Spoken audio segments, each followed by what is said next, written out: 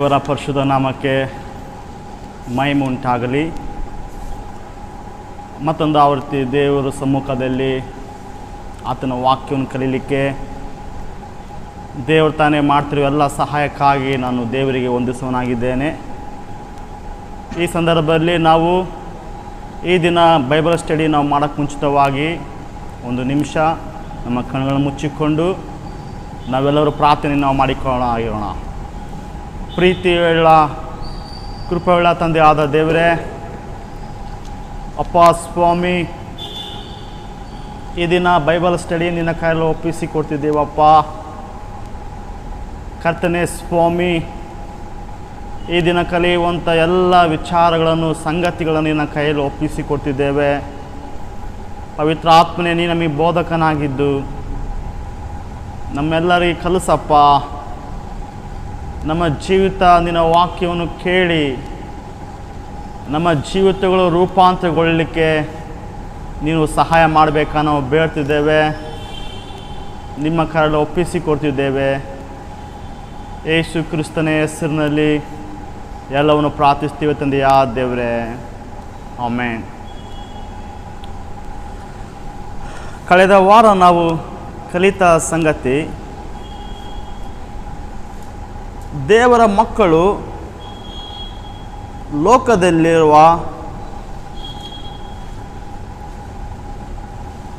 ಲೋಕದಲ್ಲಿರುವಾಗ ಯಾವ ರೀತಿ ಸಂಬಂಧ ಅವರು ಹೊಂದಿರಬೇಕೆಂಬುದಾಗಿ ನಾವು ಕಲಿತ್ವಿ. ಈ ಒಂದು ಅಂಶದಲ್ಲಿ ಅನೇಕ ರೀತಿಯ ಸಂಗತಿಯನ್ನು ನಾವು ಕಲಿತಿದ್ದೇವೆ. ಮತ್ತು ದೇವರ ಮಕ್ಕಳು ಲೋಕದಲ್ಲಿ ಬಿದ್ದಿರುವಾಗ ಕೆಲವು ಅಪಾಯದ ಸೂಚನೆಗಳು ಯಾವ ರೀತಿ ನಾವು ಗುರುತಿಸಿಕೊಳ್ಳಬಹುದಾಗಿ ನಾವು ಕಳೆದ ವಾರ ನಾವು ಕಲಿತಿದ್ದೇವೆ. ಈ ವಾರದ ನಮ್ಮ ಸತ್ಯವೇದ ಅಧ್ಯಯನ ದೇವರ ಮಕ್ಕಳು ಮತ್ತು ಲೋಕ, ಅದರಲ್ಲಿ ಭಾಗ ಎರಡರಲ್ಲಿ ನಾವು ಕಲಿಯೋಣ. ಈ ದಿನ ನಾವು ಕಲಿಯುವಂಥ ವಿಚಾರವೇನೆಂದರೆ, ಅಂಶವೇನೆಂದರೆ, ಈ ಲೋಕದಲ್ಲಿ ನಾವು ಜೀವಿಸ್ತಿರುವಾಗ ನಮ್ಮ ಜೀವಿತದಲ್ಲಿ ಈ ಲೋಕದಲ್ಲಿ ನೆಲೆಗೊಂಡಿರುವಾಗ ನಮ್ಮ ಜವಾಬ್ದಾರಿಗಳೇನು, ನಮ್ಮ ರೆಸ್ಪಾನ್ಸಿಬಿಲಿಟಿ ಏನು? ಈ ಲೋಕದಲ್ಲಿ ಒಬ್ಬ ದೇವರ ಮಕ್ಕಳು ಈ ಲೋಕದಲ್ಲಿ ಜೀವಿಸ್ತಿದ್ದೇವೆ. ನಮ್ಮ ಜೀವನ ನಮ್ಮ ಮನಸ್ಸಿಗೆ ಬಂದ ರೀತಿಯಲ್ಲಿ, ಲೋಕದ ರೀತಿಯಲ್ಲಿ ನಾವು ಜೀವಿಸಲಿಕ್ಕೆ ಸಾಧ್ಯವಿಲ್ಲ. ನಮ್ಮ ಜೀವಿತ ಈ ಲೋಕದ ಮೌಲ್ಯಗಳು, ನಿಯಮಗಳಿಗಿಂತಲೂ ಭಾಳ ವ್ಯತ್ಯಾಸಕರವಾಗಿದೆ. ಹಾಗಾಗಿ ಪ್ರತಿಯೊಬ್ಬ ದೇವರ ಮಕ್ಕಳು ಲೋಕದಲ್ಲಿ ಜೀವಿಸ್ತಿರುವಾಗ ಕೆಲವೊಂದು ಜವಾಬ್ದಾರಿಗಳುಂಟು. ಒಂದು ವಚನ ನಾವು ಓದಿಕೊಳ್ಳೋಣ ಈ ಸಂದರ್ಭದಲ್ಲಿ. 1 ಪೇತ್ರ ಬರೆದ ಪತ್ರಿಕೆ 2ನೇ ಅಧ್ಯಾಯ 9ರಿಂದ 10ನೇ ವಚನ.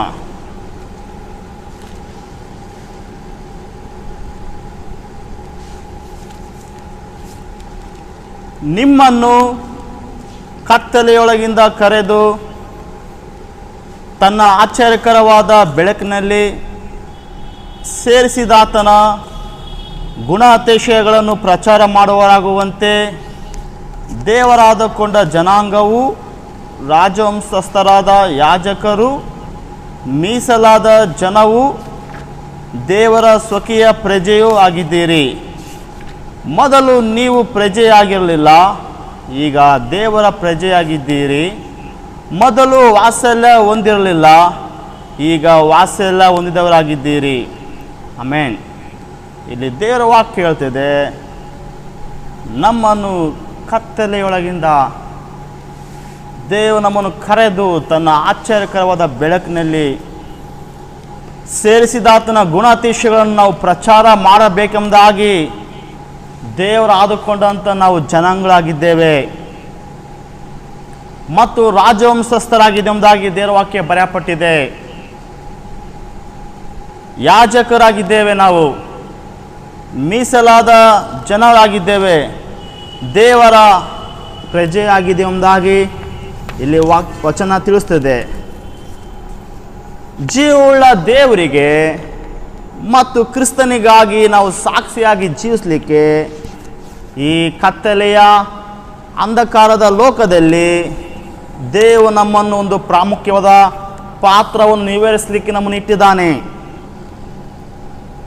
ದೇವರು ನಮ್ಮನ್ನೆಲ್ಲ ಪ್ರತಿಯೊಬ್ಬರನ್ನು ಕರೆದಿದ್ದಾನೆ. ವಚನ ಓದಿಕೊಂಡ ರೀತಿಯಲ್ಲಿ ನಾವು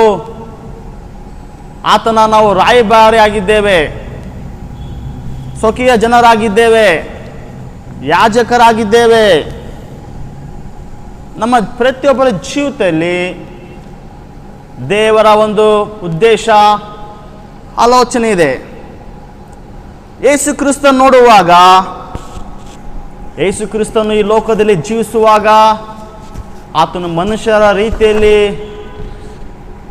ಆತನು ಜೀವಿಸಲಿಲ್ಲ. ಮನುಷ್ಯನು ಲೋಕದ ಇಚ್ಛೆಯ ರೀತಿಯಲ್ಲಿ ಆತನು ಈ ಲೋಕದಲ್ಲಿ ಜೀವಿಸಲಿಲ್ಲ. 1ನೇ ಪೇತ್ರನ ಪತ್ರಿಕೆ 4ನೇ ಅಧ್ಯಾಯ 2ನೇ ವಚನ ಓದಿಕೋಣ.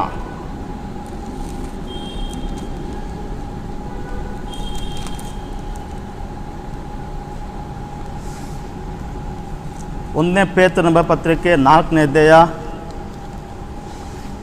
2ನೇ ವಚನ. ಇನ್ನು ಮನುಷ್ಯರ ಅಭಿಲಾಷೆಗಳ ಪ್ರಕಾರ ಬದುಕದೆ ದೇವರ ಚಿತ್ತದ ಪ್ರಕಾರ ಬದುಕುವುದೇ ಪ್ರಯತ್ನ ಮಾಡುವನು. ಅಂದರೆ ಯೇಸು ಕ್ರಿಸ್ತನು ಈ ವಚನ ಭಾಗ ಹೇಳ್ತದೆ, ಆತನು ಈ ಲೋಕದಲ್ಲಿ ಜೀವಿಸ್ತಿರುವಾಗ ಅನೇಕ ರೀತಿಯಲ್ಲಿ ಆತನು ಬಾಧೆ ಪಟ್ಟನು ಮತ್ತು ಆತನು ಮನುಷ್ಯರ ಅಭಿಲಾಷೆಗಳ ಪ್ರಕಾರ ಇಚ್ಛೆಯ ರೀತಿಯಲ್ಲಿ ಲೋಕದ ಪ್ರಕಾರ ಆತನು ಜೀವಿಸಲಿಲ್ಲ. ದೇವರ ಚಿತ್ತದ ಪ್ರಕಾರವಾಗಿ ಆತನು ಜೀವಿಸಿದನೆಂಬುದಾಗಿ ದೇವರ ವಾಕ್ಯ ಬರೆಯಲ್ಪಟ್ಟಿದೆ.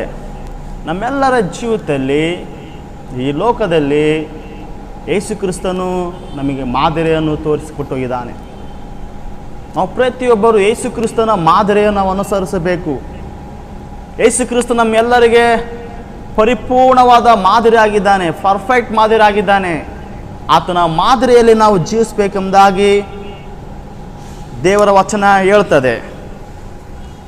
ದೇವರ ಮಕ್ಕಳಾದ ನಾವುಗಳು ಕೆಲವೊಂದು ಜವಾಬ್ದಾರಿಗಳನ್ನು ಈ ರೀತಿ ನಮ್ಮಲ್ಲಿ ಒಳಗೊಂಡಿದೆ. ದೇವರ ಮಕ್ಕಳು ಲೋಕಕ್ಕೆ ಉಪ್ಪಾಗಿಯೂ ಬೆಳಕಾಗಿಯೂ ಅವರಿದ್ದಾರೆಂಬುದಾಗಿ ಸತ್ಯವೇದ ಬರೆಯಲ್ಪಟ್ಟಿದೆ. ಮತ್ತಾಯ ಬರೆದ ಸುವಾರ್ತೆ 5ನೇ ಅಧ್ಯಾಯ 13ರಿಂದ 14ನೇ ವಚನ. ನೀವು ಭೂಮಿಗೆ ಉಪ್ಪಾಗಿದ್ದೀರಿ. ಉಪ್ಪು ಸಪ್ಪಗಾದರೆ ಅದಕ್ಕೆ ಇನ್ಯಾತರಿಂದ ಉಪ್ಪಿನ ರುಚಿ ಬಂದಿತ್ತು?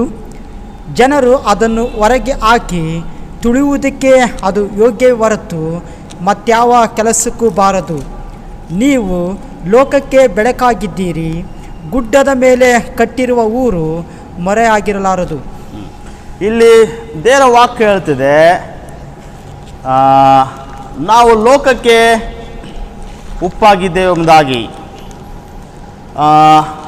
ನಮ್ಮ ಉಪ್ಪು ತನ್ನ ರುಚಿಯನ್ನು ಕೊಡಬೇಕೆಂಬುದಾಗಿ ಇಲ್ಲಿ ದೇವರ ವಾಕ್ಯ ಇಲ್ಲಿ ಬರೆಯಲ್ಪಟ್ಟಿದೆ. ನೀವು ಭೂಮಿ ಉಪ್ಪಾಗಿದ್ದೀರಿ. ಉಪ್ಪು ಸಪ್ಪೆಗಾದರೆ ಅದಕ್ಕೆ ಇನ್ನಿತರಿಂದ ಉಪ್ಪಿನ ರುಚಿ ಬಂದಿತ್ತೋ ಎಂಬುದಾಗಿ ಇಲ್ಲಿ ಪ್ರಶ್ನೆ ಮಾರ್ಕ್ ಇದೆ. ಇಲ್ಲಿ ದೇವರು ನಮ್ಮನ್ನು ಈ ಲೋಕದಲ್ಲಿ ಉಪ್ಪಾಗಿಟ್ಟಿದ್ದಾನೆ. ಆತನು ನಾವು ರುಚಿಯಾಗಿರ್ಬೇಕೆಂಬುದಾಗಿ ಆತನಿಟ್ಟಿದ್ದಾನೆ. ನಾವು ಉಪ್ಪಿನ ದೇವರು ನಮ್ಮ ಉಪ್ಪಾಗಿಟ್ಟಿರುವಾಗ ನಮ್ಮ ರುಚಿ ನಾವು ಕಳ್ಕೋಬಾರದು. ಮತ್ತೆ ಇಲ್ಲಿ ದೇವರ ವಾಕ್ಯ ಬರೆಯಲ್ಪಟ್ಟಿದೆ, ನೀವು ಲೋಕಕ್ಕೆ ಬೆಳಕಾಗಿದ್ದೀರಿ ಎಂಬುದಾಗಿ. ದೇವರಿಲ್ಲಿ ನಮ್ಮನ್ನು ಉಪ್ಪಾಗಿಯೂ ಬೆಳಕಾಗಿ ಇಟ್ಟಿದ್ದಾನೆ. ನೀವು ಲೋಕಕ್ಕೆ ಬೆಳಕಾಗಿದ್ದೀರಿ.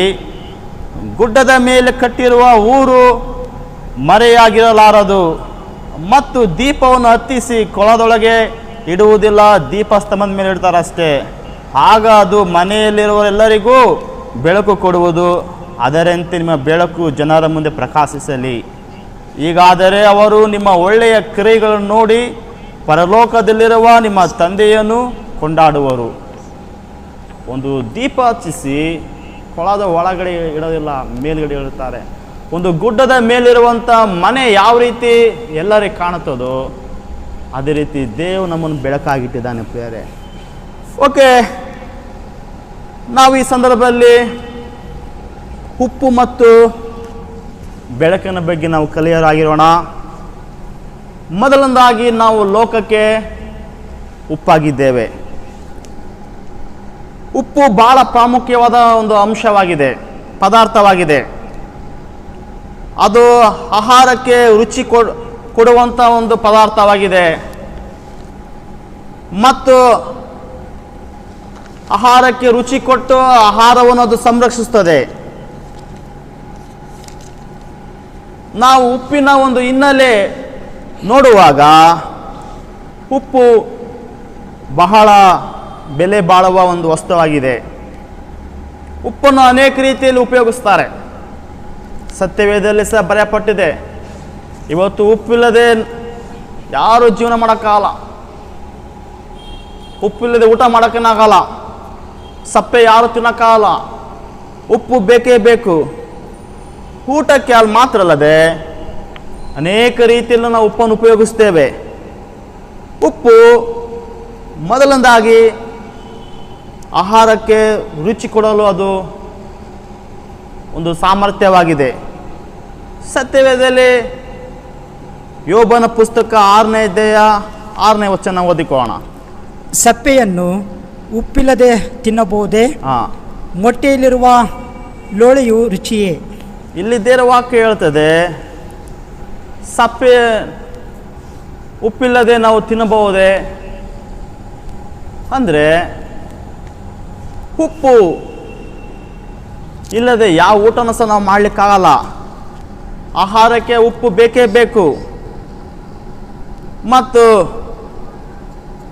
ಉಪ್ಪು ಅದು ಆಹಾರವನ್ನು ಕೆಡದಂತೆ ಅದು ಕಾಪಾಡ್ತದೆ. ಅದು ವಿಮೋಚನೆ ಕಂಡ 30ನೇ ಅಧ್ಯಾಯ 35ನೇ ವಚನದಲ್ಲಿ ಬರೆಯಲ್ಪಟ್ಟಿದೆ. ಸುಗಂಧ ದೈವಕರ ವಿದ್ಯೆಯ ಮೇರೆಗೆ ಕಲಸಿ ಉಪ್ಪು ಹಾಕಿ ದೇವರ ಸೇವೆಗೆ ಸ್ವಚ್ಛವಾದ ಧೂಪ ದ್ರವ್ಯವನ್ನು ಮಾಡಿಸಬೇಕು. ಓಕೆ, ಇಲ್ಲಿರುವಂಥ ಸಂದರ್ಭ ಏನಂದರೆ, ದೇವಾಲಯದ ಒಳಾಂಗಣದಲ್ಲಿ ದೇವರ ಮಂಜೂಷದ ಪಕ್ಕ ಕೆಲವೊಂದು ಆಹಾರವನ್ನು ಇಡಲಿಕ್ಕಾಗಿ ಆ ಆಹಾರವು ಕೆಡದಂತೆ ದೇವರು ಹೇಳ್ತಿದ್ದಾನೆ ಇಲ್ಲಿ, ನೀವು ಉಪ್ಪನ್ನು ಹಾಕಿ ನೀವು ಇಡಬೇಕೆಂಬುದಾಗಿ.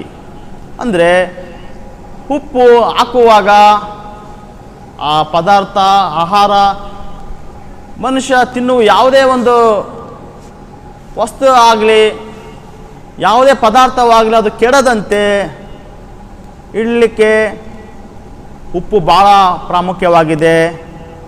ಹಲವು ಮಡಿಕೆಯಲ್ಲಿ ದೇವಜನರು ಅವರು ದೇವಾಲಯದಲ್ಲಿ ಅವರು ಉಪ್ಪನ್ನು ಉಪಯೋಗಿಸ್ತಿದ್ರು ಮತ್ತು ಉಪ್ಪನ್ನು ಸಹ ಒಂದು ಯಜ್ಞದಲ್ಲಿ ಸಹ ಅವರು ಸಹ ಉಪಯೋಗಿಸ್ತಿದ್ರು.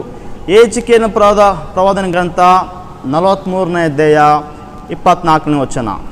ನೀನು ಅವುಗಳನ್ನು ಯೆಹೋವನಿಗೆ ಸಮರ್ಪಿಸಲು ಯಾಜಕರು ಅವುಗಳ ಮೇಲೆ ಉಪ್ಪನ್ನು ಚೆಲ್ಲಿ ಯೆಹೋವನಿಗಾಗಿ ಸರ್ವಹೋಮ ಮಾಡಬೇಕು. ಮತ್ತು ಇಲ್ಲಿ ವಚನದಲ್ಲಿ ನೋಡ್ತಿದ್ದೇವೆ, ಉಪ್ಪನ್ನು ಸಹ ನಾವು ಯಜ್ಞದಲ್ಲಿ ಸಹ ಅದರಲ್ಲಿ ಹಾಕಿ ದೇವರಿಗೆ ಅವರು ನೈವೇದ್ಯವನ್ನು ಸಮರ್ಪಿಸ್ತಿದ್ರು. ಇಲ್ಲಿ ಸಹ ಉಪ್ಪನ್ನು ಉಪಯೋಗಿಸ್ತಾರೆ. ಇದು ಮಾತ್ರ ಅಲ್ಲದೆ ಮಧ್ಯಪೂರ್ವದಲ್ಲಿ ಆಗಿನ ದಿನಮಾನಗಳಲ್ಲಿ ರಾಜ್ಯ ದೇಶ ಪ್ರಾಂತ್ಯ ಇರುವಾಗ ಗೆಲ್ಲುವಾಗ ಅವರು ಕಾಣಿಕೆಯಾಗಿ ಉಪ್ಪನ್ನು ಕೊಡ್ತಿದ್ರು. ಬಹುಮಾನವಾಗಿ ಉಪ್ಪನ್ನು ಕೊಟ್ಟು ಸಂಧಾನ ಮಾಡಿಕೊಳ್ತಿದ್ರು. ಇದು ಮಾತ್ರ ಅಲ್ಲದೆ ರೋಮ್ ಸಾಮ್ರಾಜ್ಯದಲ್ಲಿ ಉಪ್ಪನ್ನು ಒಂದು ಸಂಬಳವಾಗಿ ಒಂದು ವೇತನವಾಗಿ ಕೊಡ್ತಿದ್ರು. ಇದು ಭಾಳ ಪ್ರಾಮುಖ್ಯ. ಇದು ನೋಡುವಾಗ ಉಪ್ಪಿಗೆ ಭಾಳ ಒಂದು ಬೆಲೆ ಇದೆ ಅಂತ ರೋಮ್ ಸಾಮ್ರಾಜ್ಯದಲ್ಲಿ ಇದೊಂದು ಸಂಬಳವಾಗಿ ಉಪ್ಪನ್ನು ಕೊಡ್ತಿದ್ರು. ಸೊ ಉಪ್ಪು ಭಾಳ ಪ್ರಾಮುಖ್ಯವಾಗಿದೆ. ಮತ್ತು ಯಹೂದ್ಯರು ಮತ್ತು ಅರಬ್ಬರು ಮತ್ತು ಈಗಿನ ದಿನಮಾನಗಳಲ್ಲಿ ಉಪ್ಪನ್ನು ಒಂದು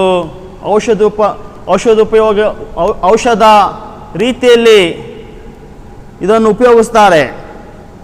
ಅನೇಕ ರೋಗ ನಮಗೆ ಬರುವಾಗ ಈ ಉಪ್ಪಿನಂಶ ನಾವು ತೆಗೆದುಕೊಳ್ಳುವಾಗ ಇದನ್ನು ನಮ್ಮನ್ನು ಗುಣಪಡಿಸಲಿಕ್ಕೆ ಉಪ್ಪು ಅದು ಶಕ್ತವಾಗಿದೆ. ಈ ರೀತಿ ಉಪ್ಪು ಭಾಳ ಪ್ರಾಮುಖ್ಯವಾಗಿದೆ. ಇದು ಮಾತ್ರ ನಮ್ಮ ದೇಶದಲ್ಲಿ ಸಹ ಉಪ್ಪಿನ ಸತ್ಯಾಗ್ರಹ ಸಹ ಮಾಡಿದರು ಗಾಂಧೀಜಿಯವರು. ಸೊ ಉಪ್ಪು ಭಾಳ ಪ್ರಾಮುಖ್ಯವಾಗಿದೆ. ಯೇಸು ಕ್ರಿಸ್ತನು ಹೇಳ್ತಿದ್ದಾನೆ, ನೀವು ಲೋಕಕ್ಕೆ ಉಪ್ಪಾಗಿದ್ದೀರಿ. ಈ ರೀತಿ ಎಲ್ಲ ಉಪ್ಪು ಪ್ರಾಮುಖ್ಯವಾಗಿದೆ ಅಂದರೆ ಯೇಸು ಕ್ರಿಸ್ತನು ಹೇಳ್ತಾನೆ, ನಾವು ಸಹ ಲೋಕಕ್ಕೆ ಉಪ್ಪಿನ ರೀತಿಯಲ್ಲಿ ನಾವು ಅದು ರುಚಿಯನ್ನು ಕೊಡಬೇಕಾಗಿದೆ ಎಂಬುದಾಗಿ. ನಾವು ಕೇಳಿದ ಸಂಗತಿಯಲ್ಲಿ 2 ಅಂಶ ನಿಮ್ಮ ಮುಂದೆ ಉಪ್ಪಿನ ಬಗ್ಗೆ ಹಂಚಿಕೊಳ್ಳುತ್ತೇನೆ.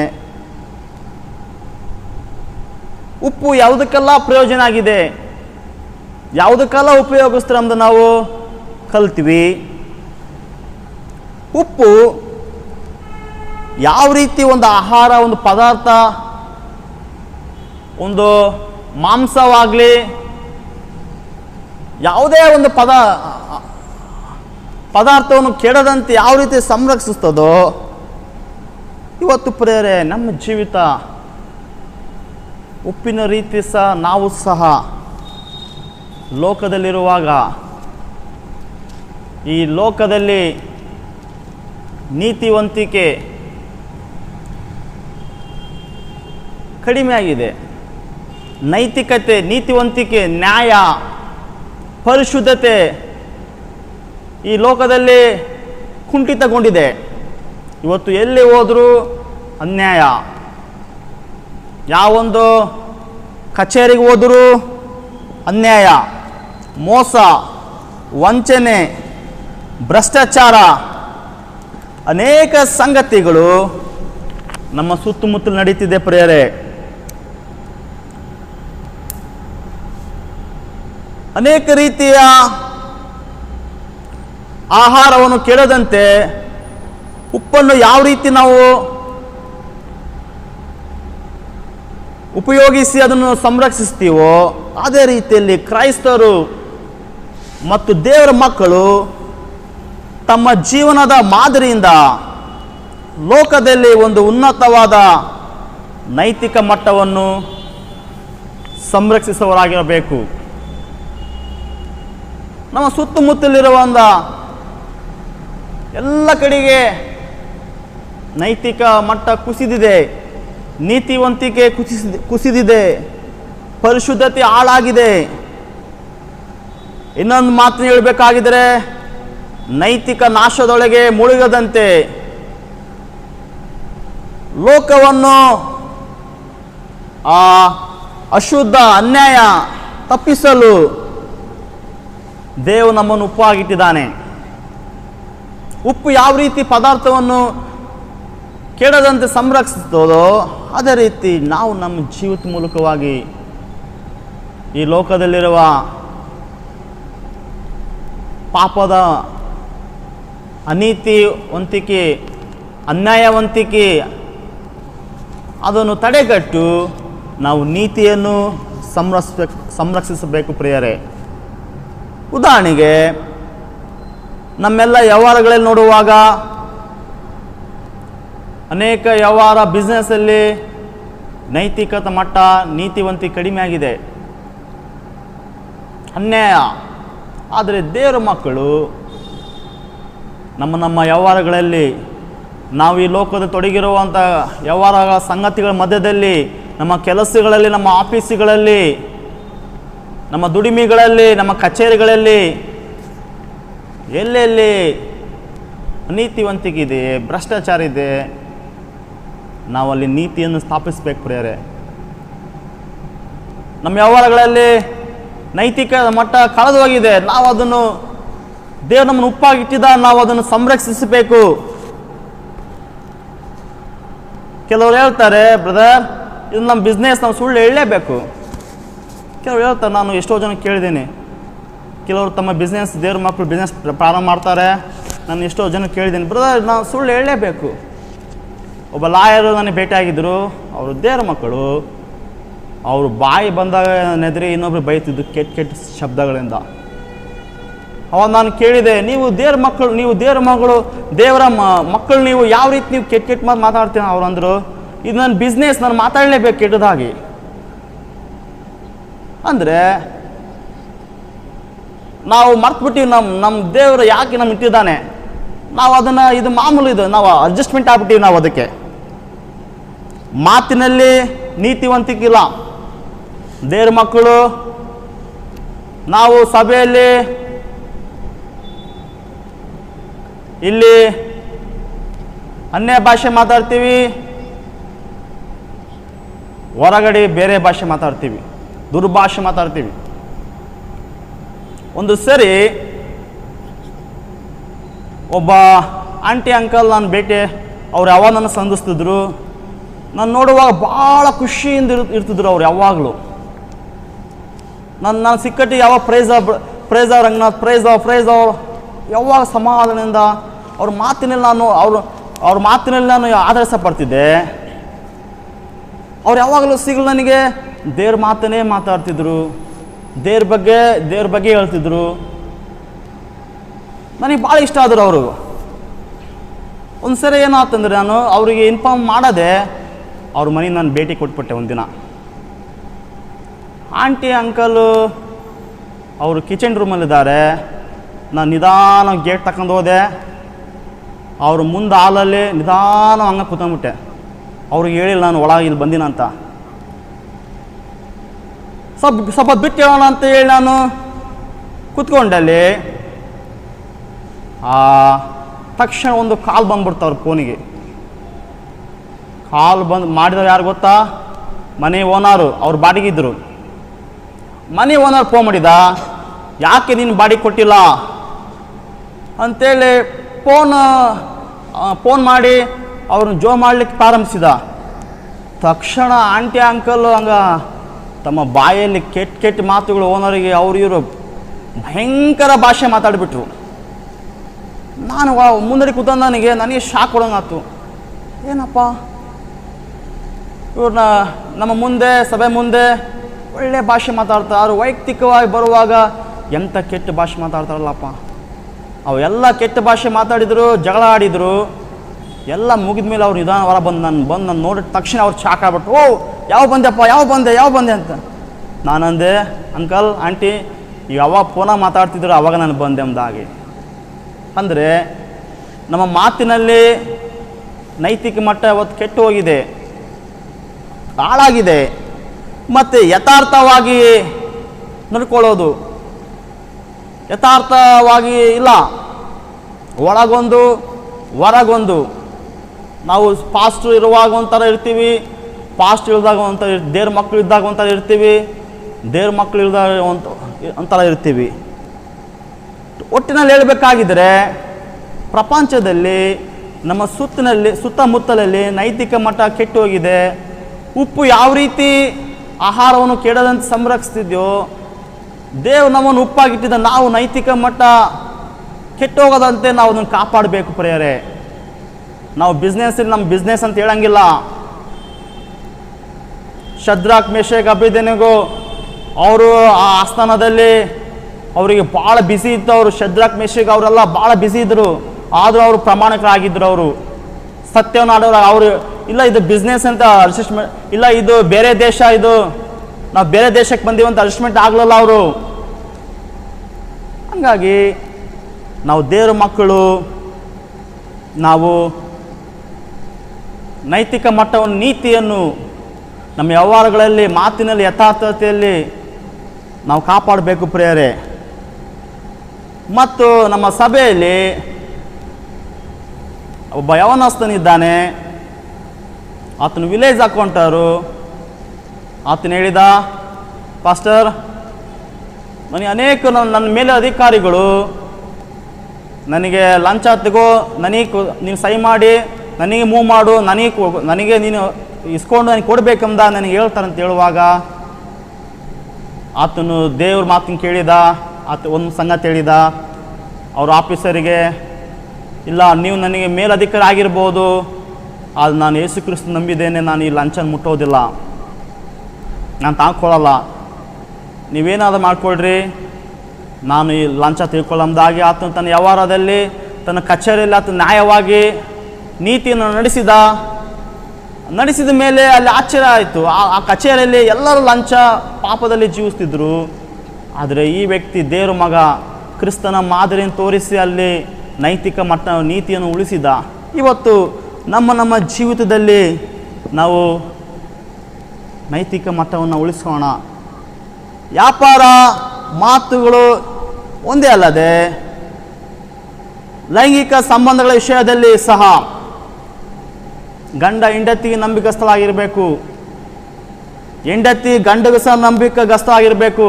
ಇವತ್ತು ನೋಡುವಾಗ ಅನೈತಿಕ ಚಟುವಟಿಕೆ ಹೆಚ್ಚಾಗ್ತಿದೆ, ಅನೈತಿಕ ಸಂಬಂಧ ಹೆಚ್ಚಾಗ್ತಿದೆ, ನೈತಿಕ ನೀತಿವಂತಿಗೆ ಕುಸಿದು ಬೀಳುತ್ತಿದೆ ಪ್ರಿಯರೇ.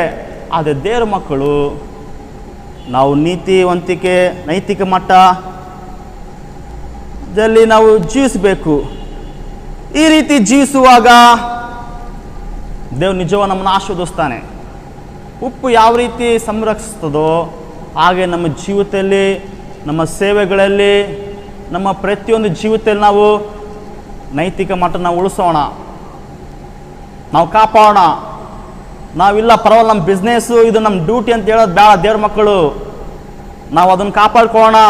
ದೇವ್ರಿಗೆ ಮೈಮುಂಟೆ, ಯಾರಿಗೆ ಇಷ್ಟ ಆದರೂ ಇಲ್ಲದಿದ್ದು, ನಮ್ಮ ಮೇಲಧಿಕಾರಿಗಳು ಇಷ್ಟ ಆದರೂ ಇಲ್ಲದಿದ್ದರೂ ಪರವಾಗಿಲ್ಲ, ದೇವನ ಮೆಚ್ಚುವಂತನಾಗಿದ್ದಾನೆ. ಹಾಲೆಲೂಯ, ಸ್ತೋತ್ರ ಯೇಸುವೆ. ಅದೇ ರೀತಿ ಉಪ್ಪು ಅದು ರುಚಿ ಕೊಡುತ್ತದೆ.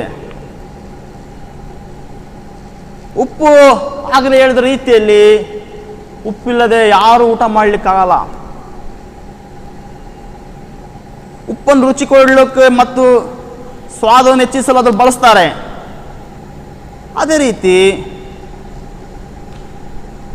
ಒಬ್ಬ ವ್ಯಕ್ತಿಗೆ ಯೇಸು ಕ್ರಿಸ್ತನನ್ನು ಪರಿಚಯಿಸಿ ಮತ್ತು ಆತನ ಬೆಳೆಯುವಂತೆ ಸಹಾಯ ಮಾಡುವುದರ ಮೂಲಕ ನಾವು ಇನ್ನೊಬ್ಬರ ಜೀವಿತವನ್ನು ಸ್ವಾದಗೊಳಿಸಲು ಈ ಉಪ್ಪಿನ ಮೂಲಕವಾಗಿ ನಾವು ಉಪ್ಪಿನ ರೀತಿಯಲ್ಲಿ ನಾವು ಸಹಕರಿಸ್ಬೋದು.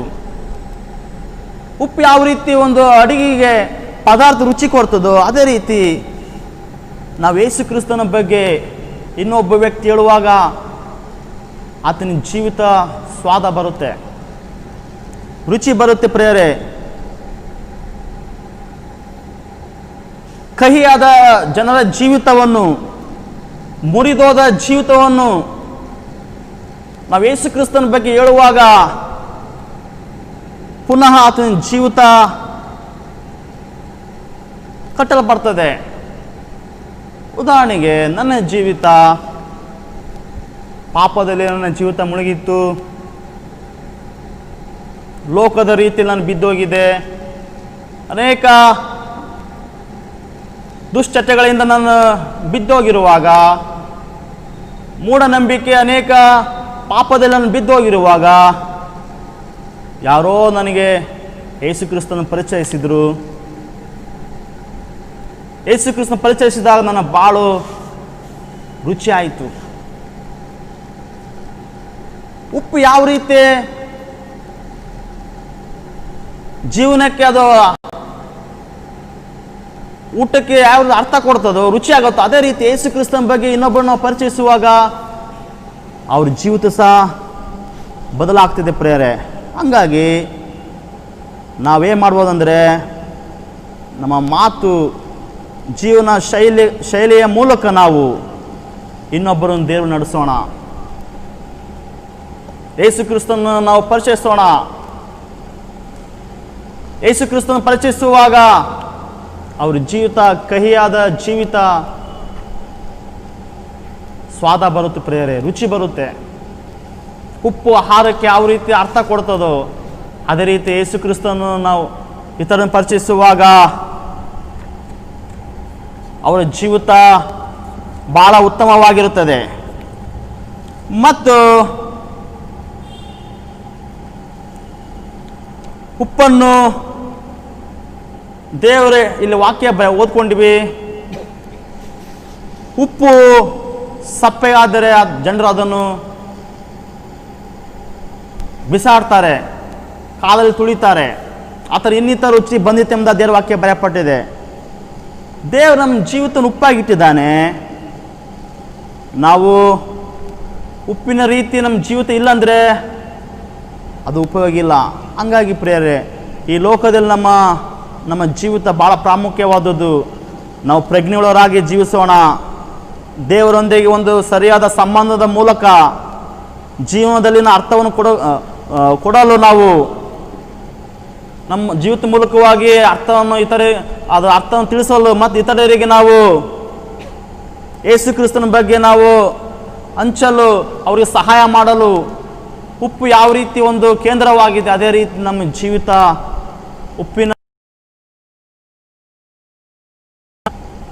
ಉಪ್ಪು ಬಹಳ ಪ್ರಾಮುಖ್ಯ. ನಾವು ಉಪ್ಪಿನ ರುಚಿ ಕೋಣ. ಎರಡನೇದಾಗಿ ಬೆಳಕು ಸಹ ಬಹಳ ಪ್ರಾಮುಖ್ಯವಾದ ಸಂಗತಿಯಾಗಿದೆ. ಯೇಸು ಕ್ರಿಸ್ತನು ಸತ್ಯವೇದದಲ್ಲಿ ಬೆಳಕಿನ ಬಗ್ಗೆ ಅನೇಕ ರೀತಿಯಲ್ಲಿ ಆತ ವರ್ಣಿಸಿದ್ದಾನೆ. ಯೋಹಾನ ಬರೆದ ಸುವಾರ್ತೆ 8ನೇ ಅಧ್ಯಾಯ 12ನೇ ವಚನ. ಯೇಸು ತಿರುಗಿ ಅವರ ಸಂಗಡ ಮಾತನಾಡ ಆರಂಭಿಸಿ, ನಾನೇ ಲೋಕಕ್ಕೆ ಬೆಳಕು, ನನ್ನನ್ನು ಅನುಸರಿಸುವನು ಕತ್ತಲೆಯಲ್ಲಿ ನಡೆಯದೆ ಜೀವ ಕೊಡುವ ಬೆಳಕನ್ನು ಹೊಂದಿದವನಾಗಿರುವನು ಎಂದು ಹೇಳಿದನು. ಯೇಸು ಕ್ರಿಸ್ತನು ಹೇಳಿದ್ದಾನೆ ಇಲ್ಲಿ, ನಾನೇ ಲೋಕಕ್ಕೆ ಬೆಳಕು, ನನ್ನನ್ನು ಅನುಸರಿಸುವವನು ಕತ್ತಲೆಯಲ್ಲಿ ನಡೆಯದೆ ಜೀವ ಕೊಡುವ ಬೆಳಕನ್ನು ಹೊಂದಿದವನಾಗಿರುವನು ಎಂದು ಹೇಳಿದನು. ಇಲ್ಲಿ ಯೇಸು ಕ್ರಿಸ್ತನು ಹೇಳಿದ್ದಾನೆ, ನಾನೇ ಲೋಕಕ್ಕೆ ಬೆಳಕಾಗಿದೆ ನಮ್ಮದಾಗಿ. ಯೇಸು ಕ್ರಿಸ್ತನು ಆತನು ಬೆಳಕಾಗಿದ್ದಾನೆ. ಆತನ ಅನುಸರಿಸುವವರು, ಆತನ ಹಿಂಬಾಲಿಸುವವರು ಕತ್ತಲೆಯಲ್ಲಿ ನಡೆಯುವುದಿಲ್ಲ, ಅವರು ಬೆಳಕಿನ ನಡೆಯುವರಾಗಿದ್ದಾರೆ. ಇನ್ನೊಂದು ವಚನ ಓದಿಕೊಳ್ಳೋಣ. 1ನೇ ಥೆಸಲೋನಿಕೆ ಪತ್ರಿಕೆ 5ನೇ ಅಧ್ಯಾಯ 5ನೇ ವಚನ. ನೀವೆಲ್ಲರೂ ಬೆಳಕಿನವರು ಹಗಲಿನವರು ಆಗಿದ್ರಷ್ಟೇ, ನಾವು ರಾತ್ರಿಯವರು ಅಲ್ಲ, ಕತ್ತಲೆಯವರು ಅಲ್ಲ. ಆದ ಕಾರಣ ನಾವು ಇದರಂತೆ ನಿದ್ದೆ ಮಾಡದೆ ಎಚ್ಚರವಾಗಿರೋಣ. ದೇವರ ವಾಕ್ಯ ನಾವು ಹಗಲಿನವರು, ನಾವು ಬೆಳಕಿನವರು, ನಾವು ಕತ್ತಲೆಯವರು ಅಲ್ಲ. ಆದ್ದರಿಂದ ನಾವು ಎಚ್ಚರಿಕೆಯಿಂದ ಜೀವಿಸೋಣ. ಅಂದರೆ ನಾವು ಬೆಳಕಿನ ಮಕ್ಕಳಂದಾಗಿ ಇಲ್ಲಿ ದೇವರ ವಾಕ್ಯ ಬರೆಯಲ್ಪಟ್ಟಿದೆ. ದೇವರು ನಮ್ಮನ್ನು ಬೆಳಕಾಗಿಟ್ಟಿದ್ದಾನೆ ಈ ಲೋಕಕ್ಕೆ. ಯೇಸು ಕ್ರಿಸ್ತನು ಅನುಸರಿಸುವಂಥ ವ್ಯಕ್ತಿಯು ಎಷ್ಟು ಮಾತ್ರದಲ್ಲಿ ಕತ್ತದಲ್ಲಿ ಜೀವಿಸುವುದಿಲ್ಲ, ಆತನು ಬೆಳಕಿನ ನಡೆಯುವನಾಗಿದ್ದಾನೆ. ಮತ್ತು 1ನೇ ಪೇತ್ರ 2ನೇ ಅಧ್ಯಾಯ 9ನೇ ವಚನ. ನೀವಾದರೂ ನಿಮ್ಮನ್ನು ಕತ್ತಲ ಒಳಗಿಂದ ಕರೆದು ತನ್ನ ಆಶ್ಚರ್ಯಕರವಾದ ಬೆಳಕಿನಲ್ಲಿ ಸೇರಿಸಿದಾತನ ಗುಣಾತಿಶಯಗಳನ್ನು ಪ್ರಚಾರ ಮಾಡುವವರಾಗುವಂತೆ ದೇವರಾದುಕೊಂಡ ಜನಾಂಗವು, ರಾಜ ವಂಶಸ್ಥರಾದ ಯಾಜಕರು, ಮೀಸಲಾದ ಜನವು, ದೇವರ ಸಕ್ರಿಯ ಪ್ರಜೆಯೂ ಆಗಿದ್ದೀರಿ. ದೇವರ ವಾಕ್ಯ ಹೇಳ್ತಾ, ಕತ್ತಲಿನಿಂದ ನಮ್ಮನ್ನು ಕರೆದ ಕ್ರಿಸ್ತನ ಗುಣಾತಿಶಯ ನಾವು ಬೆಳೆಸಿಕೊಂಡು ಅದನ್ನು ಪ್ರಚಾರ ಪಡಿಸಬೇಕೆಂಬುದಾಗಿ ಇಲ್ಲಿ ದೇವರ ವಾಕ್ಯ ಬರೆಯಲ್ಪಟ್ಟಿದೆ. ನಮ್ಮ ಜೀವಿತಗಳಲ್ಲಿ ದೇವರ ನೀತಿವಂತಿಕೆಯಿಂದ ಜೀವಿಸುವಾಗ ನಮ್ಮ ಸುತ್ತಲಿರುವ ಜನರಿಗೆ ನಾವು ಬೆಳಕಾಗಿ ಪ್ರಕಾಶಿಸ್ತೇವೆ. ದೇವರ ಗುಣ ಅತಿಶಯಗಳನ್ನು ನಾವು ಪ್ರಚಾರ ಮಾಡಬೇಕೆಂಬುದಾಗಿ ದೇವರ ವಾಕ್ಯ ಹೇಳ್ತದೆ. ಇಲ್ಲಿ ಬೆಳಕು ಯಾವ ರೀತಿ ಎಲ್ಲರಿಗೆ ಪ್ರಕಾಶಮಾನವಾಗಿರುತ್ತಿದ್ದೋ ಅದೇ ರೀತಿ ನಮ್ಮ ಜೀವನ ಕ್ರಿಸ್ತನ ಗುಣ ಸ್ವಭಾವ ಮೂಲಕವಾಗಿ ನಾವು ಈ ಲೋಕಕ್ಕೆ ಪ್ರಕಾಶಿಸಬೇಕೆಂಬುದಾಗಿ ದೇವರು ಬಯಸುವನಾಗಿದ್ದಾನೆ. ಬೆಳಕಿನ ಕೆಲವು ಕಾರ್ಯಗಳು ಈ ರೀತಿ ಒಳಗೊಂಡಿದೆ. ಬೆಳಕು ಕತ್ತಲನ್ನು ಹೋಗಲಾಡಿಸುವುದು. ಎಷ್ಟು ಮಾತ್ರಕ್ಕೂ ಬೆಳಕು ಬರುವಾಗ ಕತ್ತಲಿರಲ್ಲ. ಎಲ್ಲೇ ಕತ್ತಲಿರಲಿ, ಬೆಳಕು ಬಂದಷ್ಟು ಕತ್ತಲು ಮಾಯವಾಗಿ ಬರ್ತದೆ. ಅದು ಕತ್ತಲನ್ನು ಓಡಿಸ್ತದೆ. ಮತ್ತು ಇನ್ನೊಂದು ಬೆಳಕಿನ ಕಾರ್ಯ ಏನಂದರೆ, ಬೆಳಕಿರುವಾಗ ಅದು ನಮಗೆ ದಾರಿ ತೋರಿಸ್ತದೆ. ಎಲ್ಲೆಲ್ಲಿ ಬೆಳಕಿರುತ್ತೋ ನಾವು ಎಡೋದಿಲ್ಲ, ಮುಗ್ಗರಿಸುವುದಿಲ್ಲ, ಬೀಳೋದಿಲ್ಲ. ಬೆಳಕಿದ್ದ ಕಡೆಗೆ ನಾವು ಸುಲಭವಾಗಿ ನಾವು ನಡ್ಕೊಂಡು ಹೋಗ್ಬೋದು. ಬೆಳಕು ಅದು ದಾರಿಯನ್ನು ತೋರಿಸುತ್ತೆ. ಮತ್ತು ಎಲ್ಲೆಲ್ಲಿ ಬೆಳಕಿರುತ್ತೋ ಅಲ್ಲಿ ಗಮನ ಸೆಳೆಯುತ್ತದೆ. ಎಲ್ಲೆಲ್ಲಿ ಬೆಳಕಿತ್ತೋ ಅಲ್ಲಿ ನಾವು ಗಮನ ಹರಿಸ್ತದೆ. ಅದೇ ರೀತಿ ದೇವರು ನಮ್ಮನ್ನು ಬೆಳಕಾಗಿಟ್ಟಿದ್ದಾನೆ. ಬೆಳಕು ಯಾವಾಗಲೂ ಅದು ಮರೆಯಾಗಿ ಇಲ್ಲ, ಅದು ಎಲ್ಲರಿಗೂ ಕಾಣುವಂತಾಗಿದೆ. ನಾವು ಲೋಕಕ್ಕೆ ಬೆಳಕಾಗಿದ್ದು ಎಲ್ಲ ನೋಡುವಂತೆ ಕಾಣುವರಾಗಿದ್ದೇವೆ. ಈ ಕತ್ತಲಲ್ಲಿರುವ ಈ ಲೋಕದಲ್ಲಿ ದೇವರು ನಮ್ಮನ್ನು ಬೆಳಕಾಗಿಟ್ಟಿದ್ದಾನೆ. ನಾವು ದೇವರ ಸ್ವಭಾವವನ್ನು ಧರಿಸಿಕೊಂಡು, ದೇವರ ಗುಣವನ್ನು ಧರಿಸಿಕೊಂಡು ನಾವು ಬೆಳಕಾಗಿರಬೇಕೆಂಬುದಾಗಿ ಕತ್ತಲನ್ನು ನಮ್ಮ ಜೀವಿತದಲ್ಲಿ ಓಡಿಸಿ ನಾವು ಬೆಳಕು ರೀತಿಯಲ್ಲಿ ಜೀವಿಸಬೇಕೆಂಬುದಾಗಿ ಇಲ್ಲಿ ದೇವರ ವಾಕ್ಯ ಬರೆಯಲ್ಪಟ್ಟಿದೆ ಪ್ರಿಯರೇ. ಮತ್ತು ಅದು ಮಾರ್ಗ ತೋರಿಸ್ತದೆ. ಈ ಲೋಕದ ಅಂಧಕಾರಮಯ ಪಾಪದ ಜೀವಿತ ತುಂಬಿದ ಲೋಕದಲ್ಲಿ ಜನರನ್ನು ದೇವರ ಕಡೆಗೆ ಮತ್ತು ಆತನ ಅದ್ಭುತಮಯ ಬೆಳಕಿಗೆ ನಡಿಗೆ ಅದು ನಡೆಸುವಂತಾಗಿದೆ. ಯಾವ ರೀತಿ ಬೆಳಕು ಮಾರ್ಗ ತೋರಿಸ್ತದೆ, ಅದೇ ರೀತಿ ಜನರಿಗೆ ಸಹ ಕತ್ತಲಿರುವ ಪಾಪದಲ್ಲಿರುವಂಥ ಜನರನ್ನು ದೇವರ ಕಡೆಗೆ ತಿರುಗಿಸಲಿಕ್ಕೆ ಇವತ್ತು ದೇವರು ನಮ್ಮನ್ನು ಬೆಳಕಾಗಿ ಉಪಯೋಗಿಸ್ತಿದ್ದಾನೆ. ಮತ್ತು ಬೆಳಕು ಅದು ಗಮನವನ್ನು ಸೆಳೆಯುತ್ತದೆ. ಯಾವ ರೀತಿ ಒಂದು ಲೈಟ್ ಹೌಸು ಅಥವಾ ಒಂದು ಮನೆಯ ಮೇಲ್ಗಡೆ ಒಂದು ದೀಪದ ಒಂದು ಬೆಳಕು, ಒಂದು ಲೈಟ್ ಹಾಕುವಾಗ ಅದು ಜನರಿಗೆ ಹೋಗುವಾಗ ಬರೋರಿಗೆ ಅದು ಮಾರ್ಗ ತೋರಿಸ್ತದೆ. ಅದರಂತೆ ದೇವರ ಮಕ್ಕಳಾದ ನಾವು ನಂಬದೇ ಇರುವ ಕುಟುಂಬ ಮತ್ತು ಸ್ನೇಹಿತರಿಗೆ ನಾವು ಬೆಳಕಾಗಿದ್ದೇವೆ. ಈ ಮೂಲಕ ಅವರು ಕರ್ತನಾದ ಯೇಸು ಕ್ರಿಸ್ತನನ್ನು ತಿಳ್ಕೊಂಡು ಪಾಪದ ಕತ್ತಲೆಯಿಂದ ರಕ್ಷಿಸಲ್ಪಡಬೇಕೆಂಬುದಾಗಿ ದೇವರು ಬಯಸುವನಾಗಿದ್ದಾನೆ.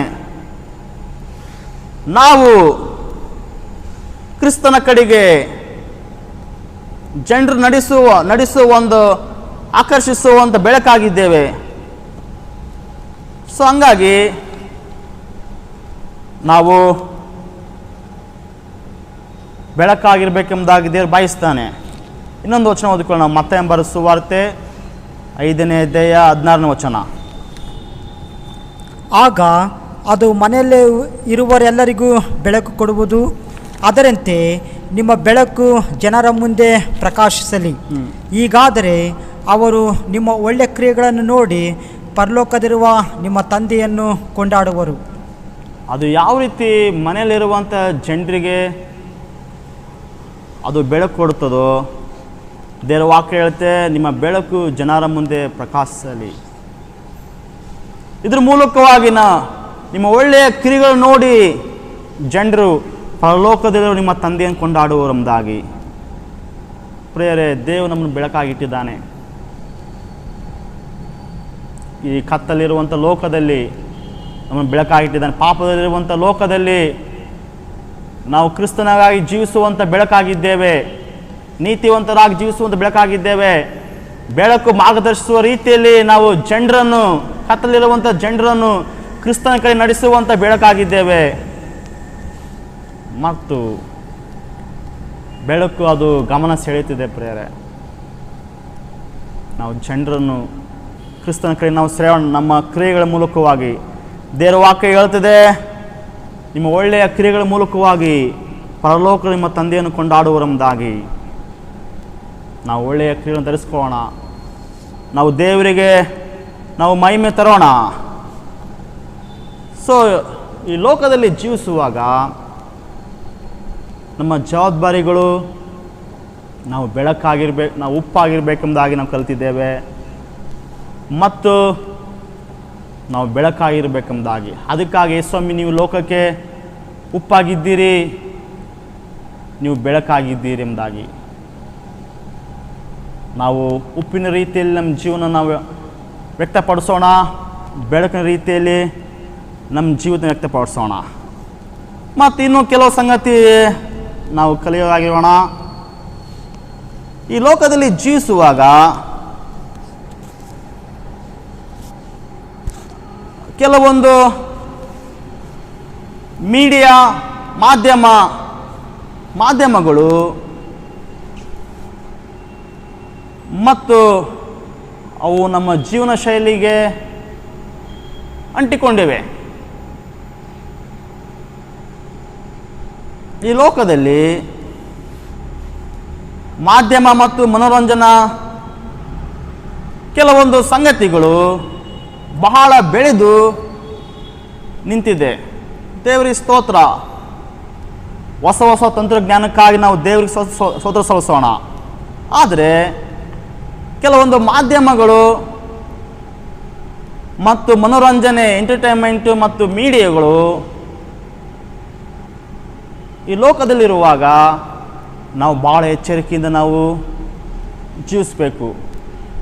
ನಮ್ಮ ಜೀವನ ಶೈಲಿ, ನಮ್ಮ ಲೈಫ್ ಸ್ಟೈಲು ಯಾವ ರೀತಿ ಅದಕ್ಕೆ ನಾವು ಅಂಟಿಕೊಂಡಿದ್ದೇವೆ, ಯಾವ ರೀತಿ ನಾವು ಅದಕ್ಕೆ ಒಳಪಟ್ಟಿದ್ದೇವೆ ಎಂಬುದಾಗಿ ನಾವು ಸ್ವಲ್ಪ ಸಂಗತಿ ನಾವು ನೋಡ್ಕೊಳ್ಳೋಣ.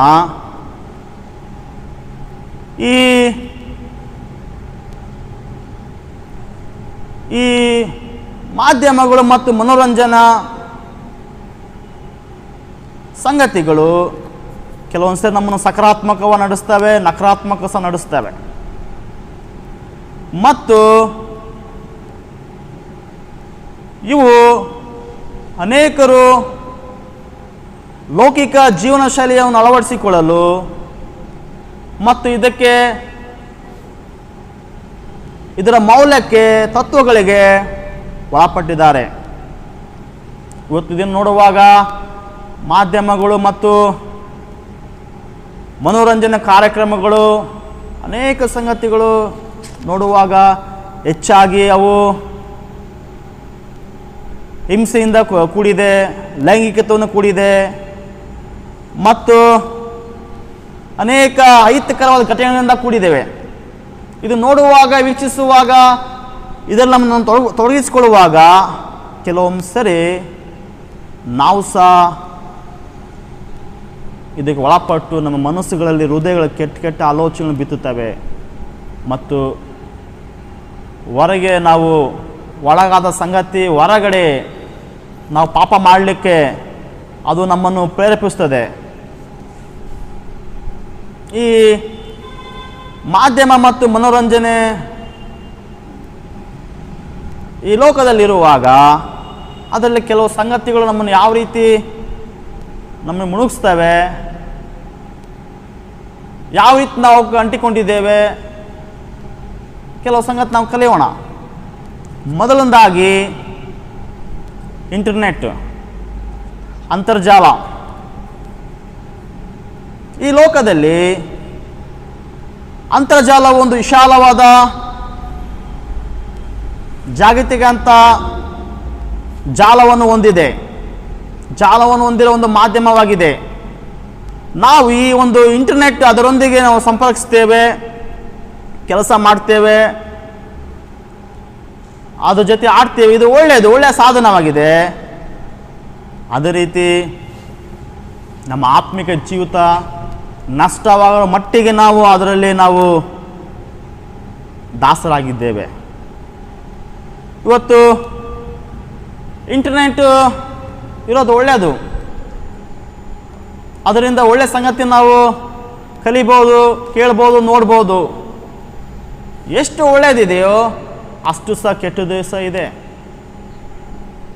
ಇಂಟರ್ನೆಟ್ ನಮ್ಗೆ ಕೆಡಿಸಲ್ಲ, ನಾವು ಒಳಪಟ್ಟು ಹೋಗ್ತೀವಿ. ಇಂಟರ್ನೆಟ್ಟಲ್ಲಿ ನಾವು ಕೇಳುವ ಸಂಗತಿ, ನೋಡುವ ಸಂಗತಿ ಮಾತು ನೋಡಿದರೆ ಒಳ್ಳೆಯದು. ಆದರೆ ಇವತ್ತು ಕೋಟ್ಯಾನುಗಟ್ಟಲೆ ಲಕ್ಷಾನುಗಟ್ಟಲೆ ಜನರು ಇವತ್ತು ಜೂಜಾಟ ಮತ್ತು ಅಶ್ಲೀಲ ಚಿತ್ರಗಳು, ಅನೇಕ ರೀತಿಯಲ್ಲಿ ಸಾಮಾಜಿಕ ಜಾಲತಾಣಗಳ ಚಟಕ್ಕೆ ಸೆಳೆಯಲು ಸೈತಾನನು ಈ ಇಂಟರ್ನೆಟನ್ನು ಉಪಯೋಗಿಸ್ತಿದ್ದಾನೆ. ಇವತ್ತು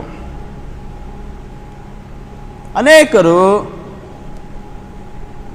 ಇಂಟರ್ನೆಟ್ ಮುಂದೆ ಕೂತ್ಕೊಳ್ಳುವಾಗ ತಮಗೆ ಗೊತ್ತಿಲ್ಲದ ರೀತಿಯಲ್ಲೇ ಅವರು ತಮ್ಮ ಜೀವನವನ್ನು ಹಾಳು ಮಾಡಿಕೊಳ್ತಿದ್ದಾರೆ.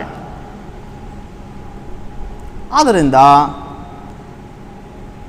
ಈ ಅಂತರ್ಜಾಲದ ಬಳಕೆಯು ನಮ್ಮ ಹತೋಟಿ ಮೀರಿ ಹೋಗಬಾರ್ದು. ಅದು ಇದು ಭಾಳ ಪ್ರಾಮುಖ್ಯವಾದ ಸಂಗತಿ. ಇವತ್ತು ಎಷ್ಟೋ ದೇವರ ಮಕ್ಕಳು, ಎಷ್ಟೋ ಯವನಸ್ಥರು ಈ ಇಂಟರ್ನೆಟ್ನಲ್ಲಿ ದಾಸರಾಗಿದ್ದಾರೆ, ಅದಕ್ಕೆ ಬಿದ್ದಿದ್ದಾರೆ. ಇವತ್ತು ಯಾಕೆ ಎಲ್ಲ ಕಡೆಗೆ ಅತ್ಯಾಚಾರ, ಅನೇಕ ರೀತಿಯಲ್ಲಿ ಲೈಂಗಿಕ ಕೃತ್ಯಗಳು, ಅಕ್ರಮ ಸಂಬಂಧ ನಡೀತಾವಂದರೆ ಈ ಇಂಟರ್ನೆಟ್ ಮೂಲಕವಾಗಿ ಅನೇಕ ರೀತಿಯ ಅಶ್ಲೀಲ ಚಿತ್ರಗಳನ್ನು, ಅನೇಕ ಪಾಪದಮಯ ಸಂಗತಿ ನೋಡುವುದರಿಂದ ಅದು ನೋಡಿ ನೋಡಿ ನೋಡಿ ಅದು ನಮ್ಮ ಮನಸ್ಸೊಳಗೆ ಹೃದಯ ನಾಟಿ ಅದನ್ನೇ ಮಾಡಲಿಕ್ಕೆ, ಹೊರಗೆ ಮಾಡಲಿಕ್ಕೆ ಪ್ರಯತ್ನ ಪಡ್ತಾರೆ. ಇವತ್ತು ಸೈತಾನನು ಇದನ್ನು ಬಲವಾದ ಒಂದು ಇನ್ಸ್ಟ್ರೂಮೆಂಟ್ ಆಗಿ ಇವತ್ತು ಉಪಯೋಗಿಸ್ತಿದ್ದಾನೆ. ಹಾಗಾಗಿ ದೇವರ ಮಕ್ಕಳೇ, ನಾವು ಎಚ್ಚರಿಕೆಯಿಂದ ಇರಬೇಕು. ಇಂಟರ್ನೆಟ್ ನಾವು ಉಪಯೋಗಿಸುವಾಗ ನಮ್ಮ ಹತೋಟಿ ಅದು ಮೀರಬಾರ್ದು, ನಮ್ಮ ಗಮನ ಮೀರಬಾರ್ದು. ಹಂಗಾಗಿ ಈ ಒಂದು ಲೈಫ್ ಸ್ಟೈಲಿಗೆ ನಾವು ಅಡಿಕ್ಟ್ ಆಗಿದ್ರೆ ನಾವು ದೇವ್ರ ಸಹಾಯ ಕೇಳೋಣ. ದೇವರೇ ನಮಗೆ ಸಹಾಯ ಮಾಡಪ್ಪ, ಇದರಿಂದ ನಮಗೆ ಹೊರ ಬರಲಿಕ್ಕೆ ನಿಮಗೆ ಕೃಪೆ ಮಾಡಮ್ಮ ಕೇಳೋಣ. ಮತ್ತು ಚಲನಚಿತ್ರಗಳು ನಮ್ಮ ಜೀವಿತದಲ್ಲಿ ನಾವೇನನ್ನು ನೋಡ್ತೀವಿ ಅದ್ರ ಬಗ್ಗೆ ನಮಗೆ ಕಾಳಜಿ ಇರಬೇಕು. ಈಗಿನ ದಿನಮಾನಗಳಲ್ಲಿ ದೂರದರ್ಶನ, DVD, ಚಲನಚಿತ್ರಗಳು, ಅನೇಕ ಸಂಗತಿಗಳು ನಮ್ಮನ್ನು ಶೋಧನೆಗೆ ಬೀಳುವಂತಾಗಿದೆ.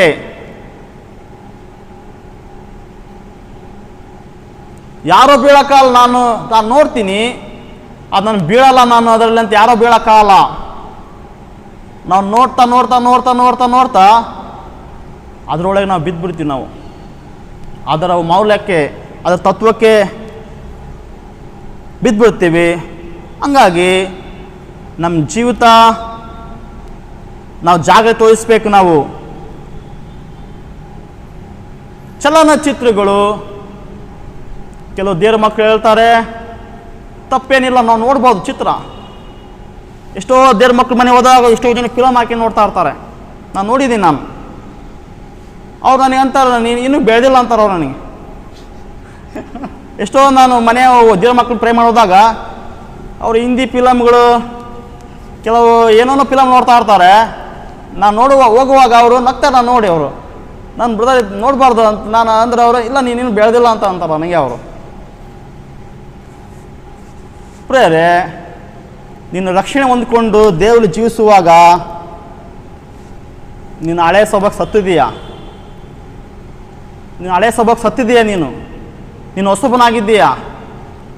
ನಾನು ಯೇಸುವಾಗ ನಮಗೆ ಮುಂಚಿತವಾಗಿ ಭಯಂಕರ ಫಿಲಮ್ ನೋಡ್ತಿದ್ದೆ. ನಾನು ಟ್ಯಾಕೀಸ್ಗಳೆಲ್ಲ ಹೋಗಿ, ಅವಾಗ ನಮ್ಮ ಕೆಲವು ಹೀರೋಗಳು ನಮ್ಮ ಅಣ್ಣ ಅಂತಿದ್ವಿ ನಾವು, ಅವರಿಗೆ ಗುರು ಆಗಿದ್ರು ನಮಗೆ. ಅವ್ರ ಹೆಸರು ಹೇಳ್ಕೊಂಡು ನಾನು ಭಾಳ ಟ್ಯಾಕೀಸ್ಗಳ ಫಿಲಮ್ ಎಲ್ಲ ನೋಡ್ತಿದ್ದೆ. ನನ್ನ ಜೀವಿತದಲ್ಲಿ ಯೇಸು ಕ್ರಿಸ್ತನ ಸ್ವಂತ ರಕ್ಷಕನಾಗಿ, ಒಡೆಯನಾಗಿ ನಾನು ಸ್ವೀಕರಿಸಿದ ಮೇಲೆ ಅವತ್ತೇ ಲಾಸ್ಟ್. ನಾನು ಅದನ್ನು ಬಿಟ್ಟೆ.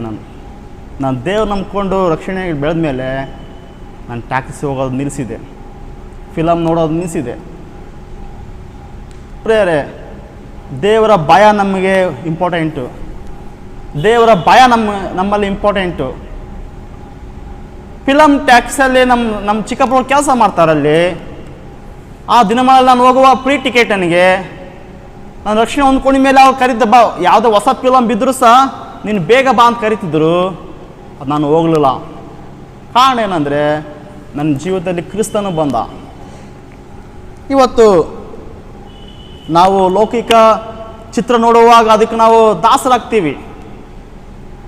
ಎಷ್ಟೋ ಹೆಣ್ಮಕ್ಳು ಧಾರಾವಾಹಿ ನೋಡ್ತಾರೆ.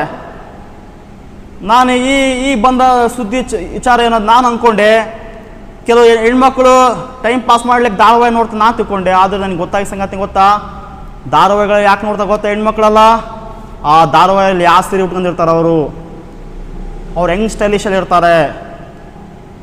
ಅತ್ತೆ ಸೊಸೆ ಹೆಂಗೆ ಟಾಚ ಕೊಡ್ತಾಳ, ಸೊಸೆ ಹೆಂಗೆ ಅತ್ತೆ ಹೆಂಗೆ ಟಾಚ ಕೊಡ್ತಾರೆ. ಇದನ್ನು ನೋಡಿ ಪ್ರಭಾವ ಒಳಗಾಗಿ ಅವ್ರು ಅದೇ ಜೀವನ ಮಾಡ್ತಾರೆ.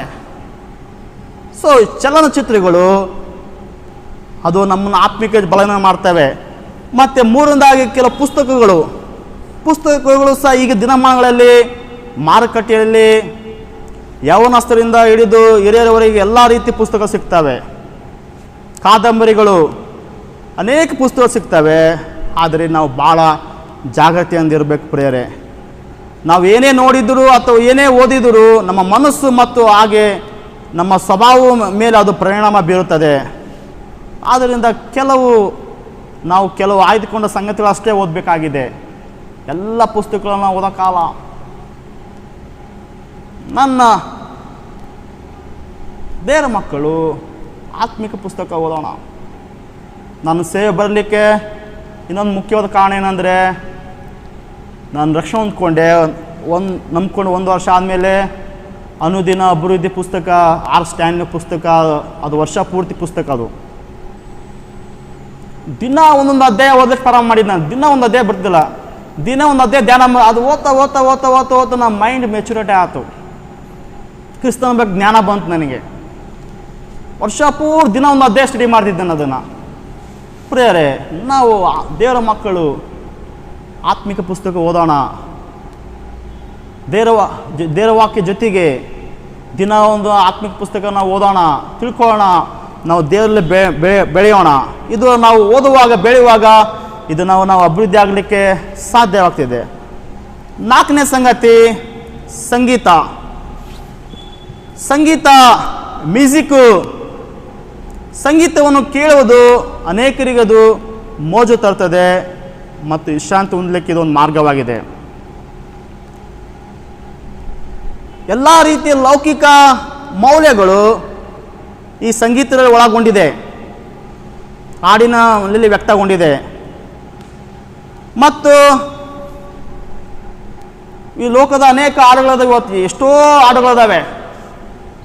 ಕನ್ನಡ ಹಾಡು, ಹಿಂದಿ ಹಾಡು, ಎಷ್ಟೋ ಹಾಡುಗಳಿದೆ. ಅವನ್ನು ಕೇಳುವಾಗ ಜನರು ಇವತ್ತು ಹಾಡಿನಲ್ಲಿ ಸರಿಯಾದ ತಪ್ಪನ್ನು ಅದು ಗುರುಸಲಿಕ್ಕೆ ಮಂದವಾಗಿದ್ದಾರೆ.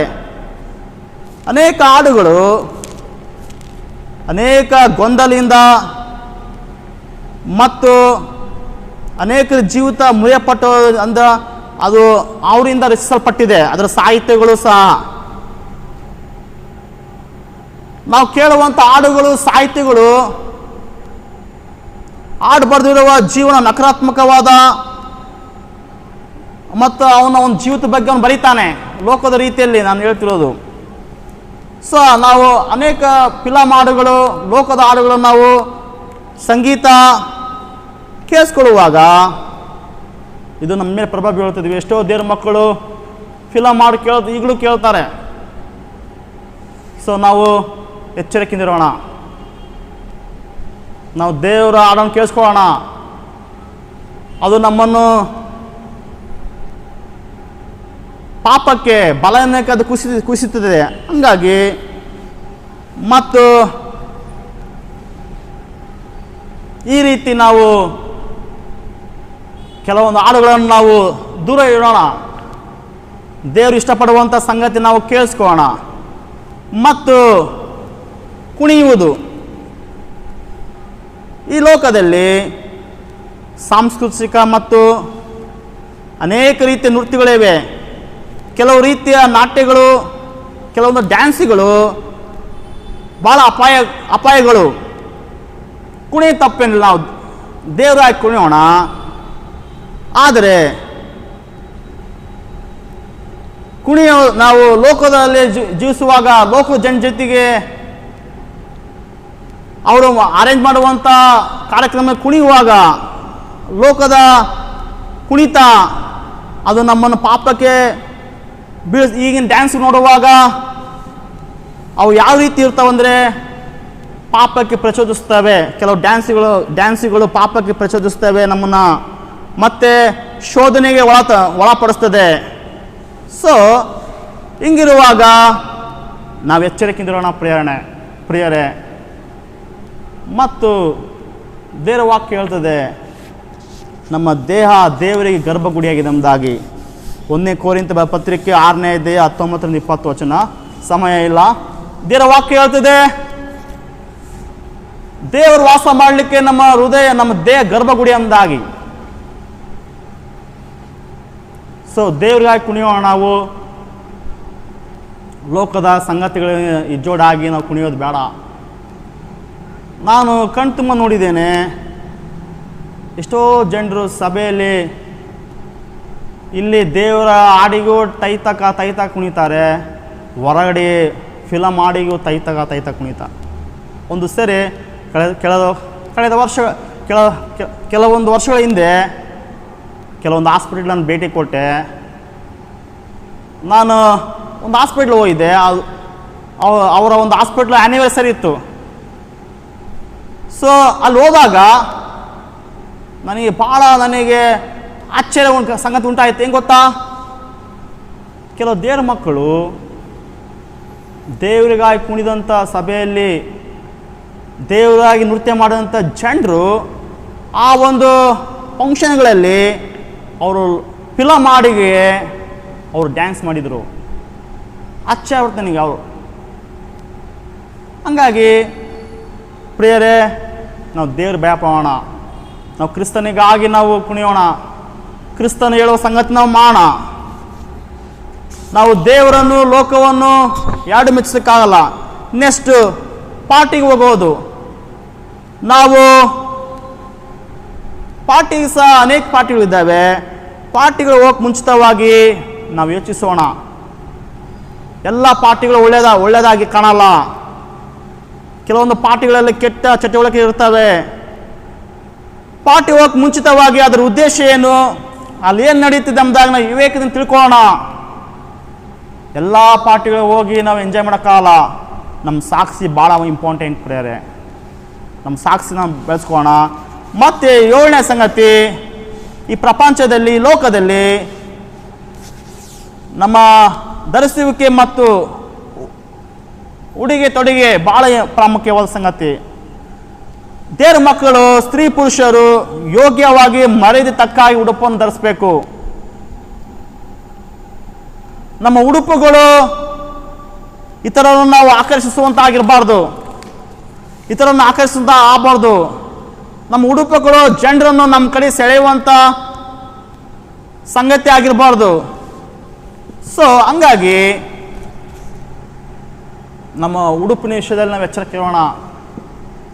ಕೆಲವರಿಗೆ ನಮ್ಮ ಉಡುಪಿನ ಬಗ್ಗೆ ಕಾಳಜಿನೇ ಇರಲ್ಲ ಅವರಿಗೆ. ನಾವು ಹಾಕುವಂಥ ಬಟ್ಟೆಗಳಿಂದ ಒಬ್ಬರು ಹೇಳಿದರು, ನೀನು ದೇವ್ರನ್ನ ಹೆಂಗೆ ಮಯ ಪಡಿಸ್ಬೋದು ಅಂದರೆ ನೀನು ಹಾಕುವ ಬಟ್ಟೆಯಿಂದ ಸಹ ದೇವ್ರ ಮಯ ಪಡಿಸ್ಬೋದು. ನಾವು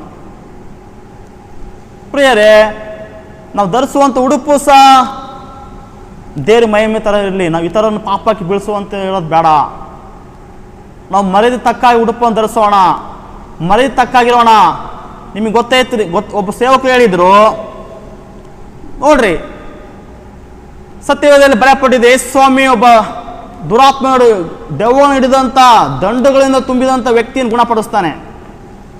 ಆ ವ್ಯಕ್ತಿಯಲ್ಲಿ ದುರಾತ್ಮ ಇರುತ್ತೆ, ಆತ ಸ್ಪರ್ಶನಲ್ಲಿರ್ತಾನೆ, ಅರ್ಬಡಿಸ್ತಾ ಇರ್ತಾನೆ. ಆತನಿಗೆ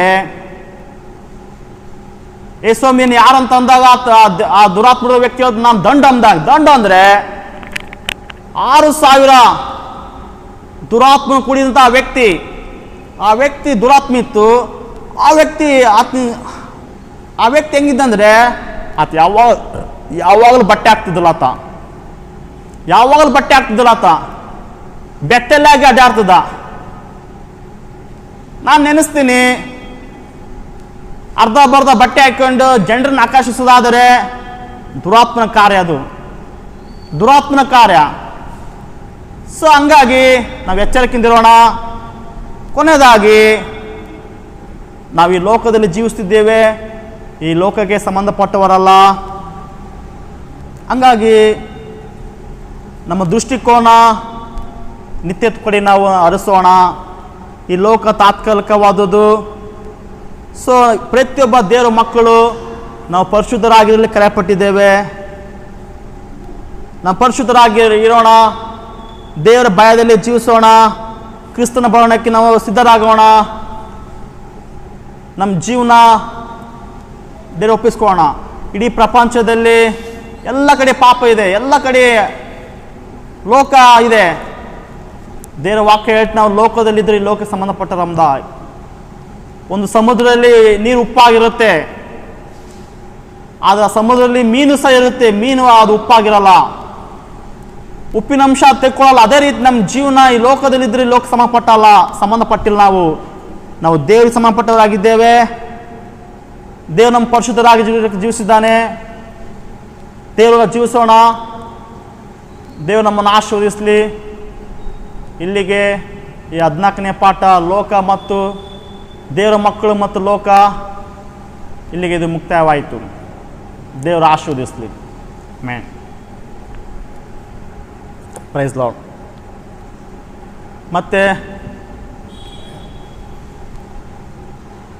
ಮತ್ತೆ ನಾವು ಕಣ್ಣುಗಳು ಮುಚ್ಚಿ ಈ ಸಂಗತಿಗೆ ನಾವು ಪ್ರಾರ್ಥಿಸೋಣ. ಅಪ್ಪ ದೇವರೇ, ನಮಗೆ ಕರ್ತನೆ ದೇವರ ಮಕ್ಕಳು ಮತ್ತು ಲೋಕ ಯಾವ ರೀತಿ ಜೀವಿಸ್ಬೇಕೆಂಬ ನಮ್ಗೆ ಕಲಿಸಿಕೊಟ್ಟಿದ್ದೀಯಪ್ಪ. ಈ ಎಲ್ಲ ವಾಕ್ಯಕ್ಕಾಗಿ ಕೃತಜ್ಞತೆ ಸಲ್ಲಿಸ್ತಿದ್ದೇವೆ. ದೇವರೇ, ನಮ್ಮನ್ನು ಪರಿಶುದ್ಧರಾಗಿರಲಿಕ್ಕೆ ಕರೆದಿದ್ದೀಯಪ್ಪ. ನಾವು ನಿನಗಾಗಿ ಜೀವಿಸಲಿಕ್ಕೆ ಸಹಾಯ ಮಾಡು. ನಿನ್ನ ನಾಮಕ್ಕೆ ಮಹಿಮೆ ಉಂಟಾಗಲಿ, ಘನತೆ ಉಂಟಾಗಲಿ. ಯೇಸು ಕ್ರಿಸ್ತನ ಹೆಸರಿನಲ್ಲಿ ಎಲ್ಲವನ್ನು ಪ್ರಾರ್ಥಿಸ್ತೇವೆ ತಂದೆಯಾ ದೇವರೇ. ಆಮೆನ್.